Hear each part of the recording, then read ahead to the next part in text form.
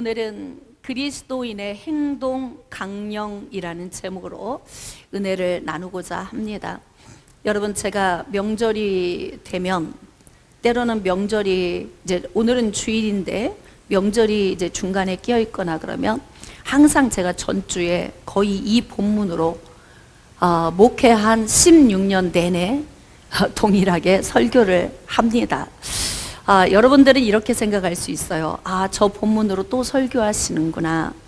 여기에 멈추지 마시고 우리 자신을 점검하면서 나의 삶은 어떻게 변화되고 있는지, 오랜 세월 반복해서 듣는, 자꾸 반복해서 새기는 이 말씀을 통해서 나는 내 주변에 있는 일가 친지들과 또 가장 가까이 있는 사람들과의 관계성이 어떻게 회복이 되어 가고 있는지 점검할 수 있기를 원합니다. 여러분, 명절이 되었는데 또 외롭고 고독하게 지내는 분들도 계실 거예요. 주변을 우리가 좀 돌아봐야 할 필요성이 좀 있습니다. 자, 그래서 오늘 이 말씀을 통해서 그리스도인은 어떤 행동을 해야 할까? 이 부분을 다시 우리 자신을 비춰보면서 우리의 행동, 말과 행동을 좀 점검해 보도록 하겠습니다. 여러분, 오늘은 하나님은 어떤 분인가? 나는 어떤 사람인가? 그리고 내가 어떻게 살아가기를 하나님은 원하시는가? 이렇게 세 가지 분류를 통해서 말씀을 나눠보고자 합니다. 첫 번째, 하나님은 어떤 분이신가? 오늘 이 제목에 합당한 영역 안에서만 하나님을 소개하도록 하겠습니다. 자, 첫 번째, 하나님은 빛이십니다. 여러분, 요한 1서 1장 5절 말씀에 우리가 그에게서 듣고 너에게 전하는 소식은 이것이니 곧 하나님은 빛이시라. 그에게는 어둠이 조금도 없으시다는 것이라. 여러분은 누구를 믿고 있습니까? 하나님을 믿고 있잖아요. 예수 그리스도를 통하여 여호와 하나님을 우리는 섬기는 자들입니다. 그렇기 때문에 하나님이 어떤 분이신지를 정확히 알아야 합니다. 여러분, 하나님이 빛이신 것은 다 알고 있는데 그 빛이신 하나님은 우리에게 어떻게 임하시는지에 대해서는 잘 고민하지 않습니다. 여러분, 하나님은 빛이시기 때문에 우리 가운데 빛으로 임하십니다. 그래서 우리를 구원하시고 또 변화시켜 주시고 치료하십니다. 여러분, 하나님의 빛이 우리 가운데 빛으로 임하시기 때문에 그 빛이 우리 가운데 임하셨을 때 우리의 삶은 변화되고 달라질 수밖에 없는 거예요. 여러분, 자녀는 부모를 닮습니다. 걷는 모습도 닮고 밥 먹는 모습도 닮고 또 말하는 모습도 닮고 웃는 모습도 다 닮습니다.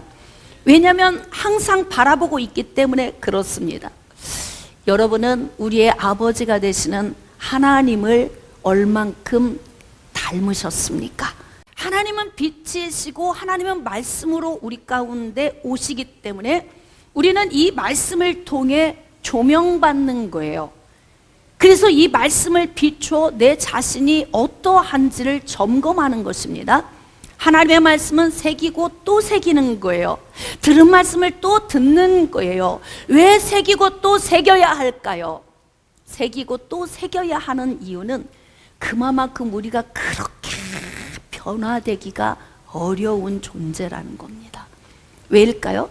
우리 안에 죄의 본성이 들어있으니까 우리가 인생의 삶을 살 때 빛이신 하나님이 우리 가운데 오셔서 우리에게 요구하시는 것만큼 살아드리는 것이 쉽지 않다는 거예요. 제가 목회하면서 느끼는 건데요, 사람 변하는 거 진짜 쉽지 않습니다. 어떻게 생각하십니까? 변한 것 같을 뿐이에요. 어떤 극한 상황이 오면은 또 나와. 맞습니까? 어떤 것 같아요? 극한 상황이 오면 또 나오는 거예요. 그래서 변한 줄 알았더니 안 변했구나.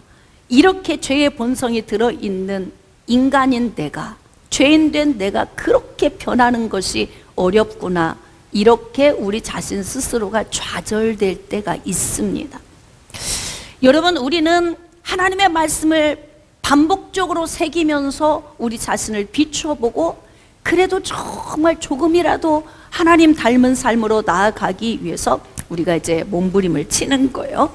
자, 그런데 하나님이 빛으로, 말씀으로 우리 가운데 오셔서 우리를 조명시켜 주시면서 우리 자신을 보게 하는 거예요. 그러면서 어떻게 하냐면, 하나님의 말씀은 성령의 능력과 함께 우리를 수술하십니다. 우리를 고치십니다. 아멘. 다시 한번 아멘. 우리를 치료하십니다. 그렇기 때문에 오늘도 우리를 고치시고 변화시키고 치료하시는 하나님의 말씀 앞에서 우리를 조명하는 거예요. 이렇게 빛이신 하나님께서 또 어떠한 또 요인을 또 갖고 계시냐면, 두 번째는 하나님은 사랑이시다. 자, 요한일서 4장 16절 말씀, 하나님이 우리를 사랑하시는 사랑을 우리가 알고 믿었노니 하나님은 사랑이시라. 너무나 기본적으로 다 알고 있는 말씀이에요. 오늘은 이 말씀을 비춰 우리 자신을 점검해 보는 것입니다. 하나님은 아가페 사랑을 소유하신 사랑의 본체이십니다. 인간은 조건부적인 사랑을 하지요. 좀 더 아름다우면 더 좋고, 돈 잘 벌면 더 좋고, 또 뭔가 그 사람이 가지고 있는 경쟁력이나 인품이나 샤프함이나 이 모든 것들이 잘 준비됐으면 훨씬 사랑이 뜨겁습니다. 그런데 어느 순간에 아름다움이 꺼져가고 시들어져가고 경쟁력이 떨어지고 모든 것들이 밑으로 내려갈 때에는 사랑도 식어갑니다. 그리고 나중에는 뭐라고 합니까? 정으로 산다. 아니, 사랑으로 시작했는데 왜 정으로 사는 거예요? 그만큼 세월이 흐르면서 그 사람의 인격적인 요인, 그 사람이 점점 이제 늙어가며 시들어가는 요인, 이러한 것들을 다 보면서 신선한 마음이 안에서 꺼져가는 거예요. 이것이 바로 인간의 사랑입니다. 그래서 인간의 사랑은 신뢰하면 안 되는 거예요. 아멘. 언젠가는 다 변하는 겁니다. 바뀌는 거예요. 자, 그런데 중요한 것은 하나님의 사랑은 영원히 변치 않는, 계산이 안 되는 사랑이라는 거예요. 죄인된 인간을 바라보시면서 하나님은 계산을 안 하시는 거죠. 계산을 할 수도 없어. 해봐야 소용없으시고, 예? 왜냐하면 우리 안에는 어떤 행함으로 구원받을 수 있는 요인이 1%도 없기 때문에 그렇습니다. 그러니까 하나님 편에서 보실 때 달아봐야 아무 의미가 없는 거예요. 그러니까 인간을 바라볼 때에 하나님은 절대 달아보지 않으십니다. 우리는 가끔 이럴 때가 있어요. 하나님, 저 사람 있잖아요. 저를 아프게 한 사람. 그 사람 올해는 농사 좀 안 되게 해주세요. 또 사업이 좀 잘 안 됐으면 좋겠어요. 여기는 좀 부드러운 기도예요. 조금 더 세게 기도하면 사업이 좀 폭삭 망했으면 좋겠어요. 이런 기도 우리 할 수 있어요. 그쵸? 왜 그래요? 죄의 본성이 우리 안에 있어서. 남이 잘 되는 건 배가 아프고, 그래서 우리는 하나님께 기도하고 막 이르는 거예요. 하나님, 제가요 이렇게 하나님 앞에서 온전하고 선하게 사는 거 아시죠? 열심히 헌신하는 거 아시잖아요. 제가 막 헌금도 열심히 하고 주님을 위해서 제가 최선을 다해 살고 있습니다. 저 사람 좀 보세요. 그런데요, 저를 너무 힘들게 해요. 좀 훅 불어주세요. 아니면 하늘에서부터 좀 불을 내려서 좀 바베큐가 되게 하시던지. 이런 악한 마음이 인간 안에 다 있어요. 만약에 우리가 기도하는 대로 하나님이 다 들어주신다면 하나님이 아니신 겁니다. 기도한다고 다 되나요? 예? 가끔 어떤 사람은 저 인간 좀 빨리 데려가 주세요, 뭐 이런 기도도 한다 그러잖아요. 어떤 분이 저한테 와서 이런 얘기를 하셨어요. 하도 남편이 너무 힘들게 술 먹고 늘 방탕하는 삶을 살아요. 자기 혼자 일해야 하고 모든 살림 모든 짐을 내가 지고 가야 돼. 그러니까 하나님 앞에 울면서 기도했대요. 하나님, 그 인간 좀 데려가 주세요, 빨리. 차라리 없는 것이 제가 사는 게 훨씬 나을 것 같습니다. 그랬는데요, 남편이 며칠 있다 나가가지고 교통사고로 세상을 떠난 거예요. 저한테 이런 얘기를 하더라고요. 세상에 어쩌면 하나님이 내가 그렇게 기도했다고? 기도를 그렇게 들어주셨냐고 막 저한테 원망을 하는 거예요. 제가 그래서 물어봤어요. 하나님을 알고 계시는 거예요? 제가 물어봤어요. 그러니까 뻥 하는 거죠. 당신이 믿는 하나님은 어떤 하나님이십니까? 우리가 기도하면 기도한 대로 다 들어주시는 분이 하나님이시냐고. 맞습니까? 우리가 기도하면 기도한 대로 다 됩니까? 여러분, 하나님은 전지전능하신 분이어서 우리의 마음의 중심까지 다 감찰하시고 악한 동기로 기도하는 거 다 아시는데, 하나님께서 그 우리의 모든 기도에 다 응답을 하신다면 하나님은 하나님 되실 수가 없는 거예요. 하나님은 우리 인생들의 모든 중심의 마음을 다 알고 계십니다. 그럼에도 불구하고 하나님은 어떻게 하냐면 달아보지 않고 계산하지 않고 하나님은 우리를 사랑하신다. 진짜 조건 없이 사랑하시는 거예요. 어때요, 여러분? 여러분 주변에 있는 사람들 나 너무 좋아. 이런 사람을 잘 계산해 보세요. 여러분에게 유익합니까? 여러분에게 좋은 사람, 내가 좋다고 느끼는 사람, 대부분 나에게 유익하죠. 하여튼 마음이 행복하든지, 아니면 뭐 물질의 공급을 받아서 좋던지, 아니면 뭐든 하여튼 그 사람이 좋다고 느껴지는 이유는 여러분에게 뭔가 충족되는 것이 있기 때문에 좋은 거예요. 맞아요? 이해가 되십니까? 하나님이 왜 우리를 좋아하시는 거예요? 우리를 통해 무엇이 충족될 수 있다고. 여러분, 죄인을 통해 하나님이 무엇을 충족하실 수 있을까요? 없습니다. 그래서 계산을 안 하시는 거예요.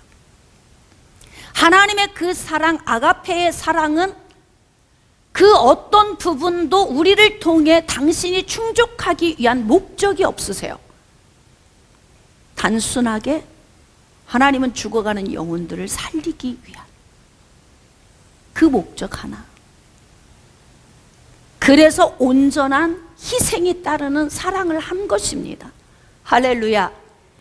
온전한 희생이 따르는 사랑을 하는 그 하나님은 아가페의 사랑의 본체이시다.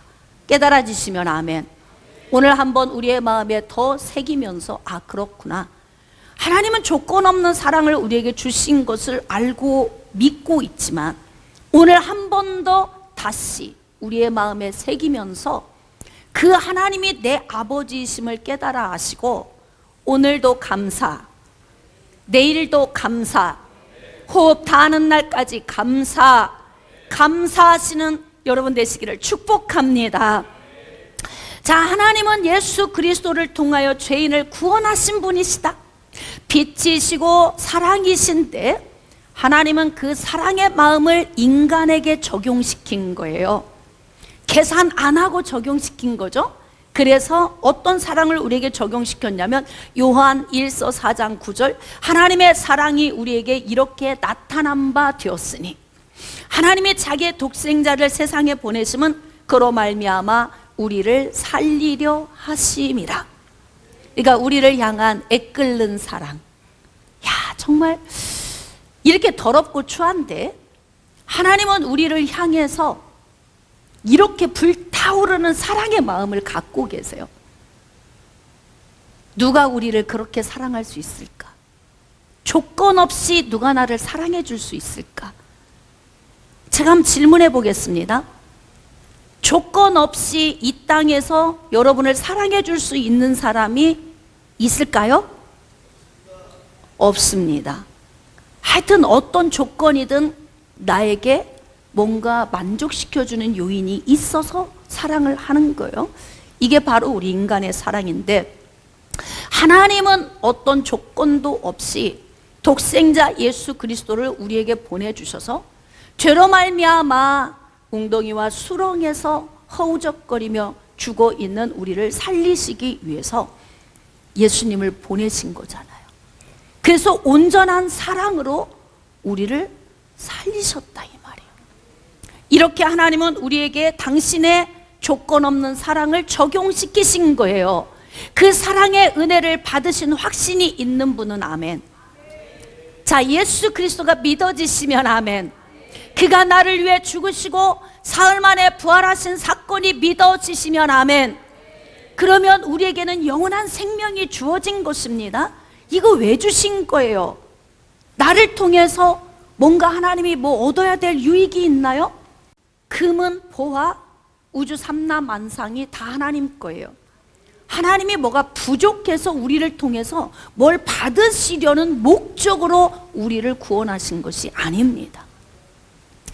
자, 그러므로 하나님은 이렇게 하나님의 사랑을 적용해서 죄인들을 구원하실 뿐만 아니라 네 번째, 하나님은 구원받은 백성들과 연합하신 분이시다. 이야, 좋아할 게 아무것도 없는데, 매력 있는 것도 하나도 없고 그냥 죄의 냄새만 풀풀 나는데, 그런데도 하나님은 우리와 연합하신 거다 이 말이에요. 자, 요한일서 4장 16절, 사랑 안에 거하는 자는, 즉 아가페 사랑, 하나님의 사랑 안에 거하는 자는 하나님 안에 거하고 하나님도 그의 안에 거하시느니라.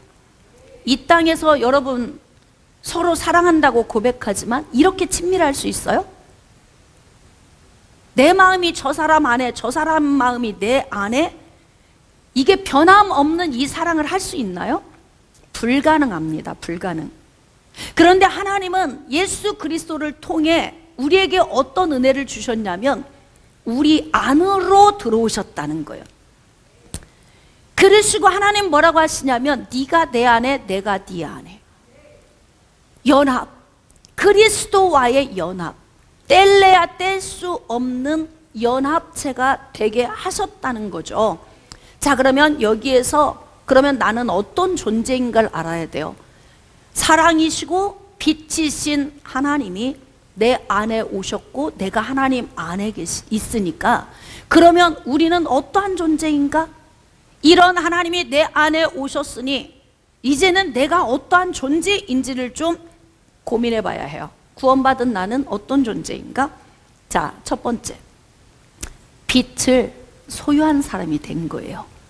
잘 고민하고 이 말씀 들으셔야 합니다. 자, 마태복음 5장 14절 이하의 말씀, 너희는 세상의 빛이라.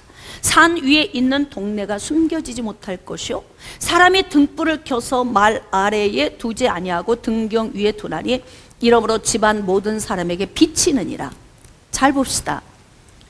빛이신 하나님이 내 안에 오셨어요. 그러면 나는 빛을 소유한 사람이 된 거예요. 그래서 우리는 어떻게 앞으로 살아가야 하냐면 우리 자신 스스로가 빛을 발하며 사는 자가 되어야 된다는 거죠. 깨달아지십니까? 빛을 발하며 사는 자, 내가 가는 곳에 어둠이 떠나고, 내가 가는 곳에 행복이, 내가 가는 곳에 기쁨이, 내가 가는 곳에 만족이, 내가 가는 곳에 화해가, 내가 가는 곳에 모든 긍정적인 요인들이 임하도록 빛이 내 안에 오셔서 주인이 되셨고 나와 분리되지 않는 은혜를 주셨기 때문에 나는 빛의 사람이 된 것입니다. 그러니까 내가 가면은 꺼져가는 생명이 살아나야 맞는 거예요. 맞습니까? 그러면 내가 비친 것을 어떻게 발산을 시키느냐? 여러분, 그냥 가서 가만히 있어도 빛이 발산되는 게 아니에요. 그럼 어떻게 빛이 발산되냐면 말과 행동으로 내 안에 빛이 계심을 보여주는 거예요. 나타내 주는 것입니다. 참, 진짜 어떤 사람은 정말 째 없이 말하는 사람이 있다 이러잖아. 어쩜 말 한마디 한마디가 그렇게 멋없이 말을 하는지 몰라. 권사님 요새 아프시다더니 돌아가시게 생겼네. 나도 알아, 그거. 나도 돌아가시게 생긴 거 알아. 여러분이 이제 명절이잖아요, 오늘이. 그러면 가족들, 일가, 친지들 코로나 때문에 못 뵙고 벌써 몇 년 만에 만나면 연세 드신 분들은 훅 늙어 계시고, 일가 친지들도 벌써 막 몰라보게 변한 사람도 많을 것이고, 나 역시도 세월이 지나면서 많이 이전보다는 이후에 더 보기가 늙어서 좋지 않을 텐데, 기왕이면 좀 말도 좀 핏된 사람처럼, 예? 아니 아프시다는 얘기 들었는데 생각보다 좋아 보이시네요. 얼마나 좋아? 예? 같은 값이면. 맞습니까? 그러니까 자기 자신도 힘든 거 알고요, 나도 내가 늙는 거 알아. 알아요, 몰라요?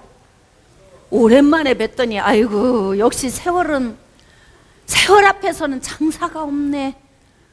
그 얘기는 뭐예요? 늙었다 그 얘기잖아. 어떻게 겁없이 세상에 앞에서 늙었다 이야기를 겁없이 그렇게 하십니까? 네. 그러면서 우리가 빛을 발할 수 있어요? 이미 그 이야기 들으면서 나도 알아, 늙은 거. 근데 꼭 그렇게 확인시켜 줘야 돼? 근데 이때 예수 좀 믿으세요. 그럼 뭐라고 해? 시작. 그럼 당신이나 잘 믿으세요. 이렇게 되는 거예요.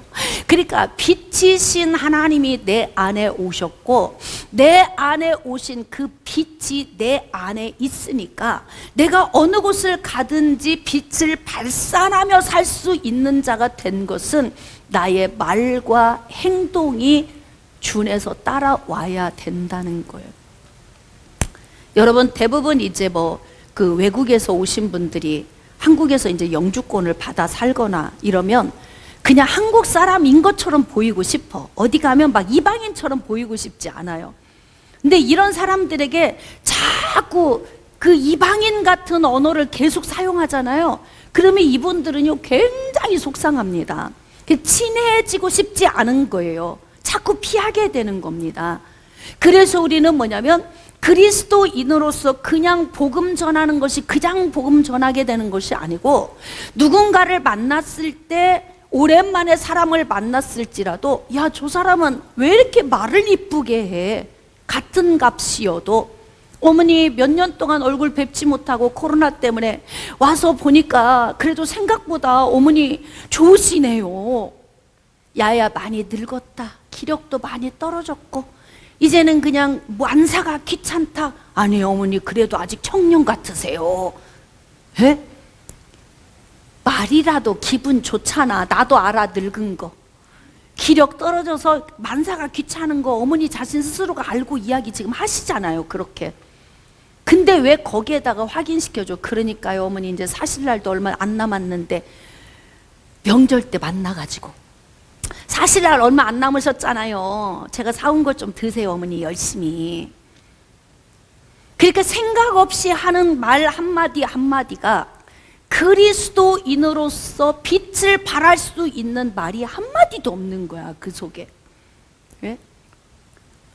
참, 그래서 우리가 그리스도인으로서 말과 행동이 얼마나 중요한지, 내가 빛을 소유한 자라면 이 빛을 소유한 걸 무엇으로 보여주느냐? 자, 여러분에게 질문하겠습니다. 여러분 안에 빛이 함께 하고 계신 것을 다른 사람에게 어떻게 보여줄 수 있는 것입니까? 시작. 다시 시작.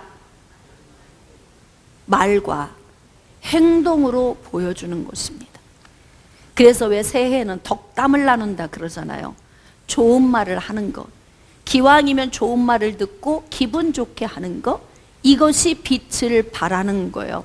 그래서 오늘 명절 예배 드리고 나면 여러분이 이제 일가 친지들을 만나게 될 텐데 덕담을 좀 나누세요. 할렐루야. 막 만나자마자 막 예수 이야기만 하려고 하지 마세요. 너나 잘 믿어 이런 얘기 들을 그런 행동하면서 예수 이야기하는 건 본 덕이 안 돼요, 그것은. 그래서 말과 행동으로 빛을 발하는 자가 되어라. 그러니까 빛을, 등불을 켜서 말 아래 집어 넣어놓지 않고 등경 위에 두는 목적이 뭐냐? 빛을 빛이라고 두는 거야. 그래서 사람을 행복하게 만들어주는 것, 사람을 기분 좋게 만들어주는 것, 그들의 삶이 긍정적인 생각을 갖게 되는 것. 우리 교회가 2023년 표 한번 해볼까요? 시작. 다시 한번 시작. 그럼 내가 청년이다. 기분 좋아요, 안 좋아요? 80이 다 되는 권사님이 내가 청년입니다. 지난주에 그러시더라고요. 그러니까 이게 사람에게 어떤 생각에 영향력을 주느냐에 따라서 이게 삶이 달라지기도 해요.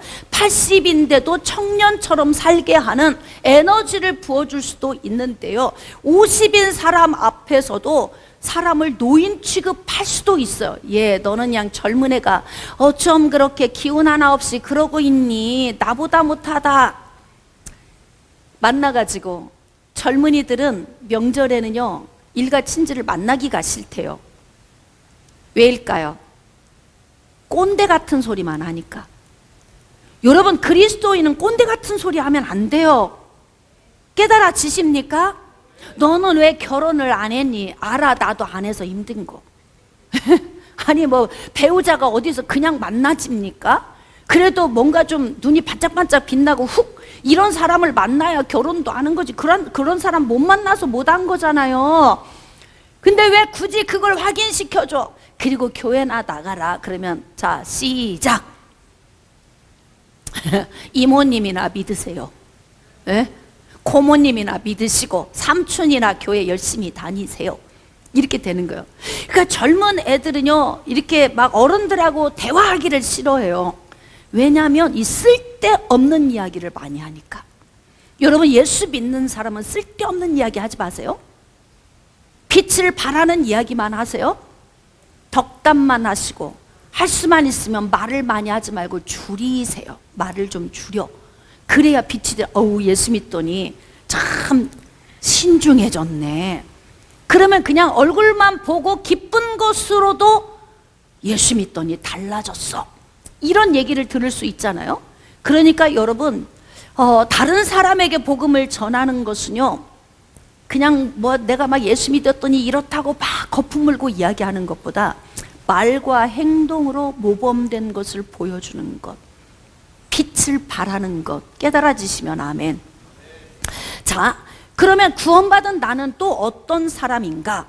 하나님의 사랑을 소유한 사람이다.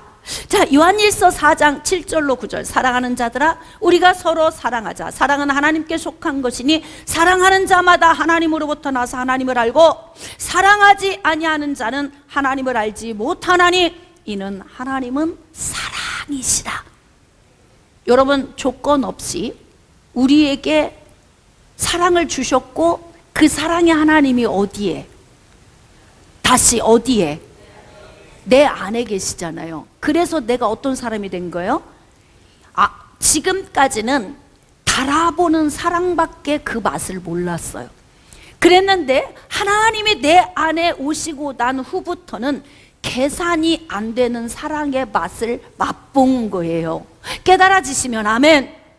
계산이 안 되는 사랑의 맛을 보고 났으니 그 맛을 낼 수 있을까요? 없을까요?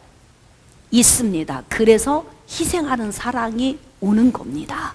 희생하는 사랑. 여러분, 계산하면 인생에 할 수 있는 게 아무것도 없어요. 내가 이렇게 했는데 저 사람은 왜 이렇게 안 해?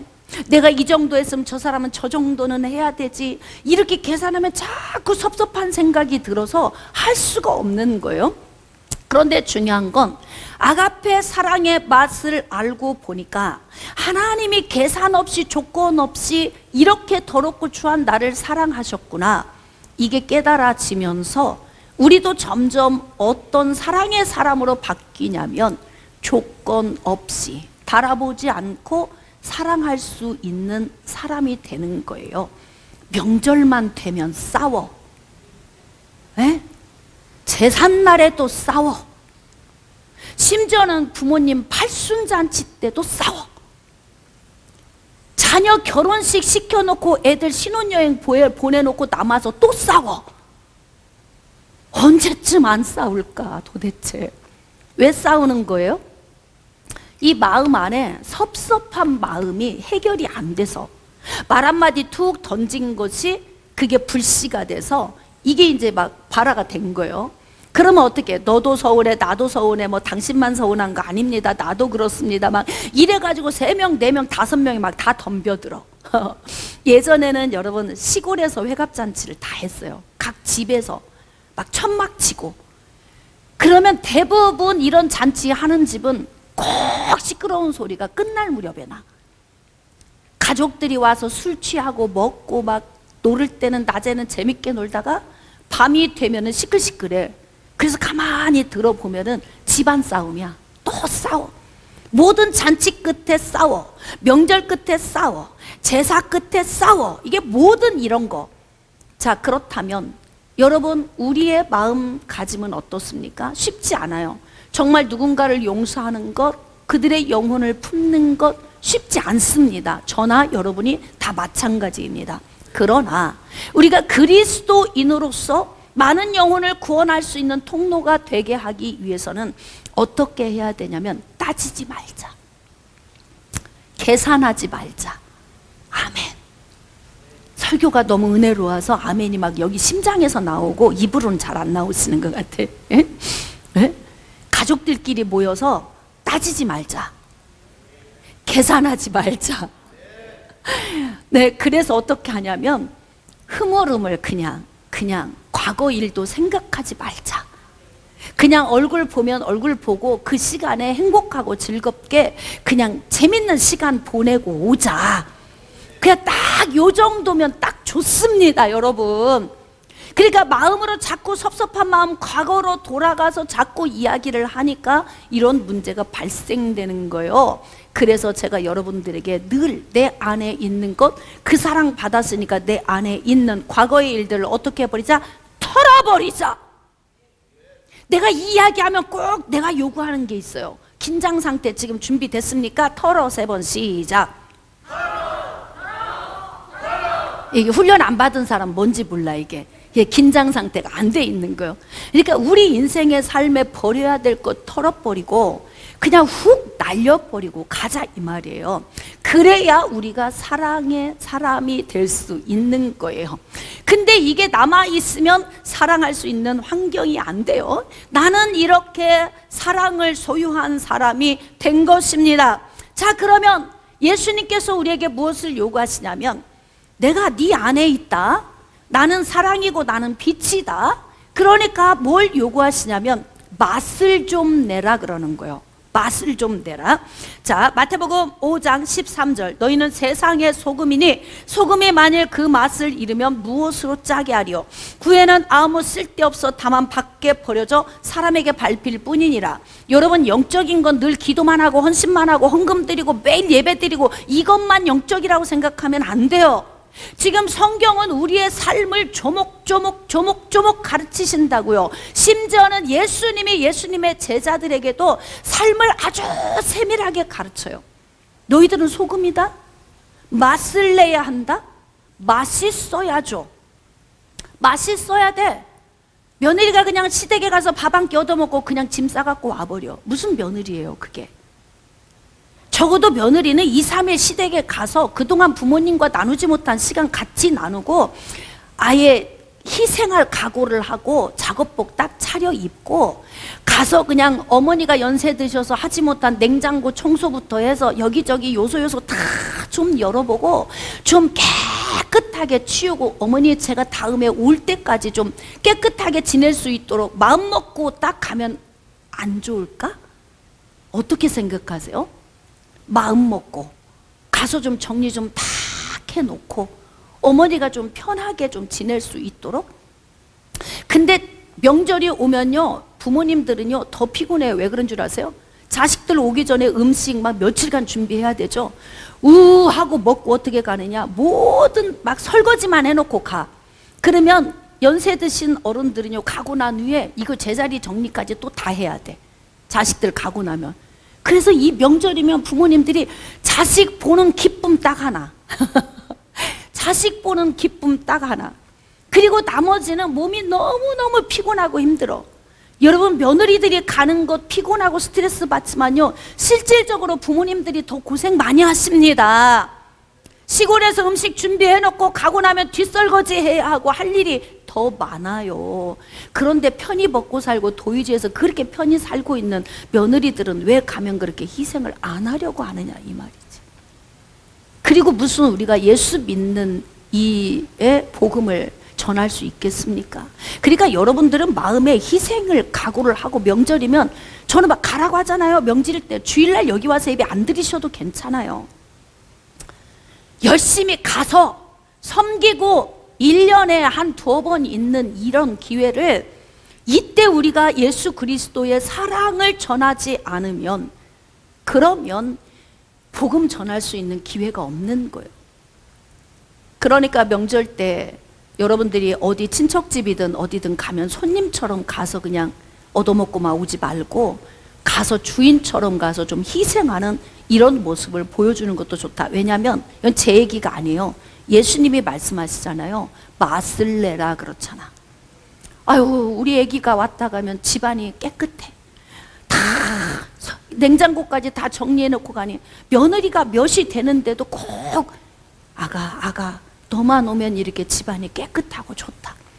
다른 며느리들은 그냥 검정 비닐봉지에 사과 몇 개 갖다가 일주일 전에 귀찮으니까 왔다 가고, 또 바쁘다고 왜 또 꼭 명절 때만 알바를 해?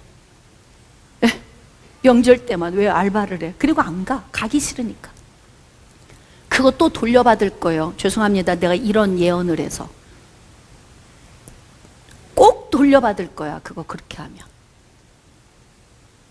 시대가 바뀌었다고 애들이 그렇게 하진 않아요. 다 부모가 한 대로 본 대로 애들이 하거든요. 나도 늙어가고 있잖아요. 그러니까 우리 그리스도인들은요, 그냥 모여서 우리끼리 예배 드리는 데만 충만하지 말고 좀 삶 속에서 좀 빛을 발하고 맛을 좀 낼 수 있는, 할렐루야, 맛을 좀 낼 수 있는, 할렐루야, 좀 맛있는 사람이 좀 되세요. 예수님이 말씀하시잖아요. 그 맛있는 삶이 뭐예요? 내가 가면 누구든지 좋아야 돼. 행복하고 기쁘고. 그런데 나만 가면 슬슬 다 피해. 야, 온다. 흩어져. 막 그래가지고는 그 사람만 오면은 다 뿔뿔이 흩어져 버리네. 예수 믿어도 이거 못하면 빛을 발할 수가 없어요. 나는 이렇게 맛을 내는 사람이 돼야 돼. 그러므로 어떻게 살아야 하는가? 이제 본론 가는 거예요. 본문으로 갑시다. 그러나 짧게 끝낼게요. 자, 고린도전서 10장 23절로 24절. 모든 것이 가하나 모든 것이 유익한 것은 아니요, 모든 것이 가하나 모든 것이 덕을 세우는 것은 아니니. 이 말씀이 무슨 뜻이냐면, 고린도 지역의 이 그 영적인 상태가 다 이방인들 가운데서 예수 믿고 그리스도인이 됐잖아요. 그러니까 그들은 이방인의 문화에 젖어 살고 있고요, 대부분 예수 믿지 않는 사람들이 많아서 이방인의 문화, 우상 숭배의 문화, 우상의 재물 먹는 문화, 막 이런 게 다 몸에 배어 있는 거라고요. 근데 그 가운데서 예수 그리스도를 믿고 구원을 받았어요. 근데 이들이 행동을 해야 하는 어떤 이 행동 강령, 그리스도인의 행동 강령, 이것을 지금 바울은 어떻게 가르치고 있냐면, 모든 것이 가하다, 이건 뭐예요? 너희들이 무엇든 어떤 것이든지 어떤 행동이든지 자유하다는 거예요. 자유하다. 왜? 행위로 구원받는 것이 아니기 때문에 그래요. 우상의 제물로 바쳐진 것이 물려나온 그 고기를 먹었다고 구원에서 멀어집니까? 아니거든요. 그러니까 어떤 행동이든 우리가 구원과 결부되는 건 아니에요. 행동은 자유하게 너희들이 할 수 있어. 그러나 그렇게 너희가 자유함으로 한 행동이 다 유익한 것만은 아니야. 무익할 수도 있다고 말하는 거예요. 그러면 자, 모든 것을 너희들이 다 자유롭게 할 수 있지만 모든 것이 다 꼭 덕을 세우는 건 아니라는 거예요. 내가 옳다고 생각하고 행동했어도 이것이 다른 사람에게 덕을 끼치지 못하고 유익하지 않은 것일 수 있다는 것입니다. 자, 그래서 바울은 뭐라고 이야기하냐면, 누구든지 자기의 유익을 구하지 말고 남의 유익을 구하라. 거기 좀 밑줄 좀 그으셔야 될 것 같아요. 자기의 유익이 아니라, 자기 중심적인 삶이 아니라 타인 중심적인 삶, 이걸 다시 말하면 배려하는 삶. 제가 조금 전에도 말씀드렸지만 명절이면 음식주 허리가 굽었어. 이렇게 굽은 어머니가 다니면서 마당으로 뒤안으로 다니면서 음식해서 다 해놓고 이런 거 생각하면 며느리는 며칠 전에 가서 내가 그거 준비해야 맞는 거예요. 사실은 그게 부모와 자식 간의 관계 아닙니까? 그게 가족 아닙니까? 근데 상대방의 그 힘듦이나 고생함 다 필요 없어. 나만 편하면 되는 거예요. 이게 그리스도인이 아닌 거예요. 그러니까 그리스도인은 희생하는 사랑을 소유해야 되는 것입니다. 그래서 희생하는 마음을 가져야 돼요. 그러니까 우리가 한 행동 구원과 상관없어. 그러니까 나는 자유하게 했어. 그런데 이것이 다른 사람에게 유익이 안 될 수도 있고 덕을 못 끼칠 수도 있다는 이야기예요. 죄송합니다. 오늘 며느리들 여기 계시면요, 오늘 또 목사님이 미워질 수도 있겠네요. 왜 꼭 하필 오늘 이런 또 설교를 또 이렇게 근데 하나님의 말씀은 살아있어서 혼과 영과 관절과 골수를 찔러 쪼개는 거예요. 쪼개져야 맞습니다. 변화되어야 맞습니다. 그리고 우리의 삶이 좀 더 나아져야 맞습니다. 깨달아지시면 아멘. 그러니까 다른 사람의 유익을 위해서 우리가 행동을 선택해야 한다는 거죠. 아까도 얘기했죠. 말과 행동 다 알아. 오랜만에 만났으면 좋아지진 않아요. 늙고 다 몸도 힘들어지고 세월이 지나면 다 그렇게 변화가 되는 거죠. 그런데 만나자마자 그걸 좀 사실적으로 확인시켜주는 말은 덕이 안 된다 그랬잖아요.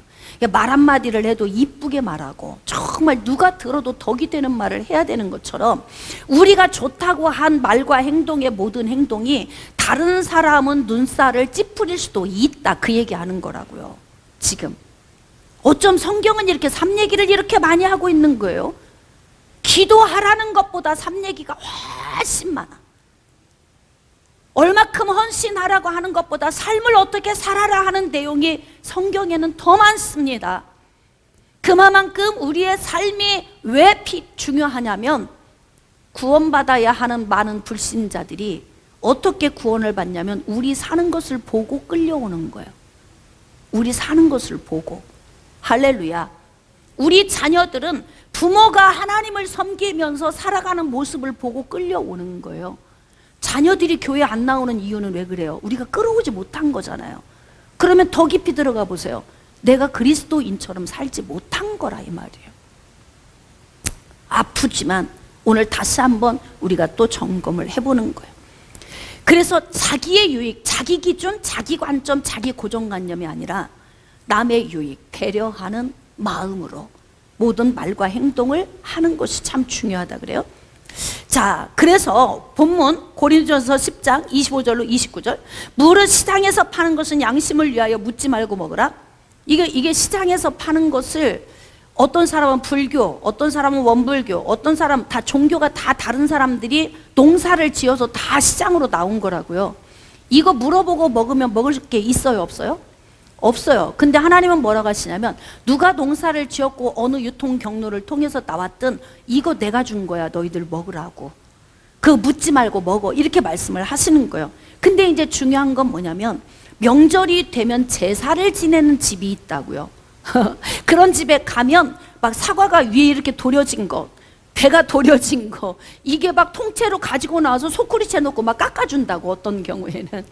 그러면 야, 마음속에서 꺼림칙하죠. 근데 중요한 건 뭐냐, 그냥 먹으라는 거야. 그냥 먹어, 괜찮아, 먹어. 내가 너희들 먹으라고 준 거야. 묻지 말고 그냥 먹으라는 거죠. 자, 거기 이는 땅과 거기 충만한 것이 주의 것입니다. 그런데 27절, 불신자 중 누가 너희를 청할 때에 너희가 가고자 하거든 너희 앞에 차려놓은 것은 무엇인지 양심을 위하여 묻지 말고 먹어라. 이 집은 제사 지냅니까? 안 지냅니까? 막 이런 거 묻지도 말고 그냥 뭐 어떤 상태에서 나왔든지 그냥 먹으라는 거예요. 안 물으면 내 양심에서 꺼림칙하지 않죠. 그러니까 그냥 먹으라는 거예요. 이게 뭐냐면 그리스도인의 행동 강령이에요. 그러니까 불신자와 신자가 섞여 살고 있잖아요. 한 나라 안에 불신자와 신자가 섞여 살아요. 가정 안에도 불신자와 신자가 섞여 있어요. 근데 꼭 명절이면 꼭 예수 믿는 며느리들은 있잖아요. 딱 밥만 차려주고 골방에가 기도하고 있어. 그때는 기도할 때 아니라고요. 또 거기가 또 성경을 읽고 있어. 그때는 성경 읽지 말라고요. 뭔 믿음이 그렇게 좋습니까? 그때는 가족들과 함께 대화하고 즐거운 시간을 나눠야 하는 거예요. 공유하는 시간이에요. 네? 그러니까 우리가 어떻게 그리스도인은 행동 강령을 해야 되냐, 묻지 말라는 거예요. 묻지 말라고. 그리고 가가지고 뭐 막 영적인 이야기 한다고 서로 속상하게 하지 말고, 그리고 어떡하냐, 말과 행동으로 보여줘라. 말과 행동으로 맛을 내라. 그러면 그들이 볼 때 확실히 예수 믿는 저 큰아이, 저 집 애들도 그렇고 며느리도 그렇고 때로는 또 딸도 그렇고 사위도 그렇고 어쩌면 저렇게 예수 믿는 저 집 달라. 이게 벌써 딱 분별이 되어져야 돼요. 이게 무엇으로 분별을 시키느냐? 맛을 내는 방식으로 분별시켜 주라는 겁니다. 그러니까 불신자의 가정에 가서도 그런 부분에 대해서 왈가왈부하지 말고 그냥 먹으라는 거예요. 자, 28절, 누가 너희에게 이것이 재물이라 말하거든 알게 한 자와 그 양심을 위하여 먹지 말라. 왜냐하면 상대방이 내가 예수 믿는 걸 알고 이것은 제사상에 올렸다가 낸 겁니다 라고 이야기를 하면 그때는 아 그래요? 그러고 정중하게 사양을 하라는 거예요. 왜냐하면 내 기준이 아니야. 나는 먹어도 괜찮아. 왜 괜찮아요? 하나님이 주신 거니까 먹어도 괜찮다고 우리는 지금 성경에서 배웠잖아요. 근데 중요한 건 그 사람이 상을 차려오고 대접을 할 때에 아 진짜 주양 목사님 목사인데, 그래도 조카지만 목사인데, 그 목사인데 내가 지금 제사상에 올렸다가 낸 이 음식을 안 차릴 수도 없고 차릴 수도 없고 막 이래서 갈등이 돼서 차려왔다고요. 고모님이 예를 들면 그러면서 그러는 거예요. 아이고 주양 목사님 이거 조카 우리 목사님 오셨는데 내가 어떻게 다 제사상에 올린 건데 안 할 수도 없고 이걸 내렸는데 드셔도 되나? 이렇게 하고 왔을 때는 그 사람의 양심 속에서는 주의 종은, 그리스도인은 제사상에 올라갔다 내려놓은 것을 먹으면 안 된다고 하는 생각이 있기 때문에 그럴 때는 그냥 잘 안 먹는 것이 좋다. 아니면 설명을 다 해주세요. 이거 먹어도 괜찮아요. 하나님이 주신 거고 이거 우상은 아무것도 아니에요. 이제 길게 나가면 또 싸워. 거기 가서 그렇잖아. 이거 제사 지내지 마세요. 그건 뭐 우상은 아무것도, 막 이렇게 얘기를 하면 또 싸우잖아요. 그러니까 뭐냐면 양심을 위하여. 누구의 양심? 내 양심이 아니라 그의 양심을 위해서 먹지 말라. 그리스도인의 행동 강령이죠. 그래서 묻지 말라는 거예요. 그쪽에서도 아무 말 없이 차려주면 그냥 먹으라는 거예요. 왜냐하면 그리스도인으로서 그들을 개종시켜서 복음 안에서 구원받게 하려면 우리의 행동 강령, 처세술이 굉장히 중요하다 그런 거예요. 자, 그래서 그리스도인의 말과 행동은 불신자들의 구원의 목적을 두어야 된다. 이제 마무리 좀 하겠습니다. 자, 고린도전서 10장 31절 이하. 그런즉 너희가 먹든지 마시든지 무엇을 하든지 다 하나님의 영광을 위하여 하라. 말과 행동 다 하나님의 영광을 위해서 하세요. 다른 사람의 속상한 말 하지 마세요. 할렐루야. 우리 애들은 다 결혼했는데 왜 동서는 이렇게 결혼을 못 시켜? 막 이런 이야기는 예수 믿는 사람이 할 얘기가 아닌 거예요. 할렐루야. 생각하고 말합시다. 시작. 그럼요. 생각하고 말을 해야, 그래야 덕을 끼치는 거예요. 자, 유대인에게나 헬라인에게나 하나님의 교회나 거치는 자 되지 말고, 거치는 자 되지 말래요. 행동이에요. 말과 행동. 기도 아무리 많이 해도 말과 행동이 거치는 자가 되면 그 사람은 덕을 못 끼쳐. 남에게 유익을 못 줘요. 전도 못 합니다. 구원 못 시킵니다. 하나님의 나라의 목적은요, 하나님의 나라가 세워져 가는 거예요. 그러니까 우리에게 주신 것은 맛을 내는 거죠. 왜 맛을 내라고 하는 거예요? 왜 등불을 켜서 말 아래 두지 않고 등경 위에 둔다고 하는 거예요? 빛을 발하고 사랑을 쏟아 부으며 맛을 내면서 하나님의 나라 확장을 위한 통로로 서 있으라. 우리에게 요구하시는 것이 그것이다고요. 그렇기 때문에 어떤 사람에게도 거치는 자가 되지 말라. 그래서 좀 신중하세요. 말과 행동하는 것을 신중하고. 자, 33절 마지막. 나와 같이 모든 일에 모든 사람을 기쁘게 하여. 그 밑줄 그으세요. 세상의 바울은 모든 사람을 기쁘게 해준대. 말을 해도 기쁘게, 행동을 해도 기쁘게, 무슨 일을 해도 기쁘게 한다는 거예요. 왜? 목적이 뭘까요? 바울이 다른 사람을 기쁘게 하는 목적이 뭐예요? 자신의 유익을 구한 게 아니라는 거예요. 내 유익이 아니라는 거예요. 난 지금 아파, 너무 피곤하고 힘들어, 지금 말로 별로 안 하고 싶어. 근데도 뭐냐면 그리스도인이 나를 쳐서 복종시켜서 막 좋은 얘기를 해줘서 기쁘게 해준다는 거예요. 걱정하지 마, 잘 될 수 있어. 결혼 늦어도 다 할 수 있어. 그럼 50, 60에도 하고 70에도 다 하는데 뭐 그 신경 쓰지 마. 그 불타는 사람 만나면 다 되는 거야. 이렇게 해줘야지. 왜 이렇게 못 갔대 또 이렇게. 그러니까 명절 되면 스트레스 받는 사람들이 있단 말이에요. 가족들 만나는 일이 스트레스 받는 경우가 있어. 그래서 우리는 좀 덕을 끼칠 수 있도록. 근데 바울은 이렇게 사람을 기쁘게 해주는 말과 행동을 했다고 하잖아요. 예? 내가 기도 얼마큼 해서 영이 얼마큼 이렇다가 아니고 삶에서 예수 그리스도를 믿고 구원받는 사람들이 날마다 더하게 하기 위해서 그렇게 행동 강령을 어디에 뒀느냐? 기쁘게 만드는 거. 어머니도 기쁘게, 장모님, 시어머니도 기쁘시게, 장모님도 기쁘시게, 시아버님도 기쁘시게, 장인어른도 기쁘시게. 빨리 사위들, 며느리들 아멘 하세요. 할렐루야. 그리고 우리 주변에 있는 모든 사람들을 기쁘게, 아멘. 그것이 하나님이 기쁘심을 받는 그 은혜가 된다는 거예요. 자, 그래서 어떻게 하느냐? 자신의 유익을 구하지 않고 많은 사람의 유익을 구해서, 자, 결론, 그들로 구원받게 하려 함이라. 아멘. 참 기가 막힙니다. 바울은 이렇게 모든 말과 행동을 어디에 초점을 뒀느냐? 오늘 결론은 뭐예요? 예, 할렐루야. 오늘 결론은 뭡니까? 그럼요. 가족들을 만나고 섬기고 하는 이 모든 희생과 사랑 품어야 하는 맛을 내는 목적은 무엇입니까? 구원입니다. 깨달아지시면 아멘. 오늘 예배 끝나고 가서 일가 친지들 만나실 때에 구원을 목적에 두고 여러분 말과 행동으로 기쁘게 해주는 그런 맛을 내는 명절이 되시기를 주님의 이름으로 축복합니다.